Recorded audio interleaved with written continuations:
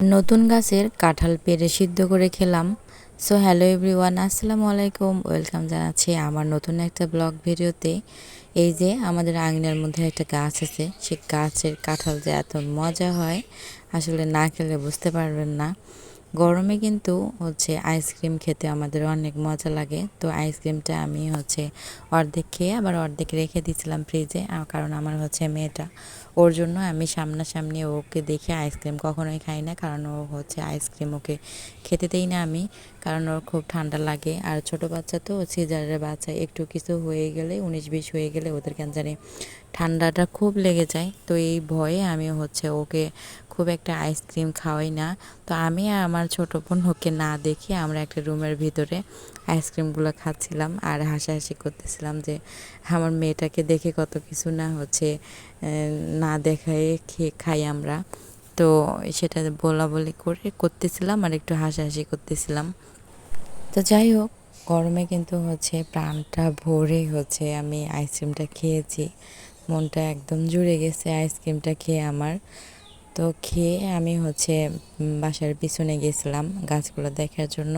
তো ওখানে দেখে একটা ছোট্ট একটা গাছে বেশ কয়েকটা মরিচ আসছে, মানে বড় হচ্ছে আর কি। দেখে এত ভালো লাগতেছে, দেখে নিজেদের কিন্তু গাছ বা সবজি বলেন বা যে কোনো ফুল ফল যেটাই হোক না কেন, সেগুলো দেখতে অনেক ভালো লাগে আমার।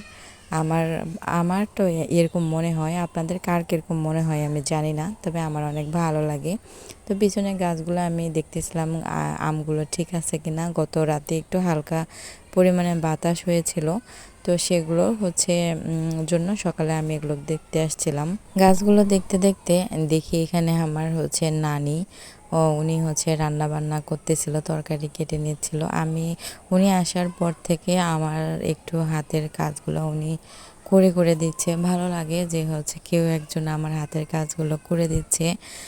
উনি সব রান্না করে, এই যে কাঁঠাল আমার ছোটো বোনটা পেড়ে দিয়েছিল, আমার নানি কেটে ওগুলো মেখে একদম রান্না করছিল। ভালো লাগতেছিল। ফার্স্ট টাইম এই বছরে প্রথম কাঁঠাল সিদ্ধ খেলাম। তো এখানে কচু দিয়ে রান্না করেছিল, কচু দিয়ে ছোটো মাছ দিয়ে রান্না করেছিল। ভালো হয়েছিল রান্নাটাও। ওই যে কালো কচু আছে না, ওই কালো কচুগুলো এখানে রান্না করছিল। আমি এই রান্নাটা করতে পারি না, কিন্তু আমার নানি রান্না করে দিয়েছিল জন্য আসলে খাইছিলাম, কারণ আমি কিভাবে রান্না করব এই কচুটা আমি বুঝতেই পারি না।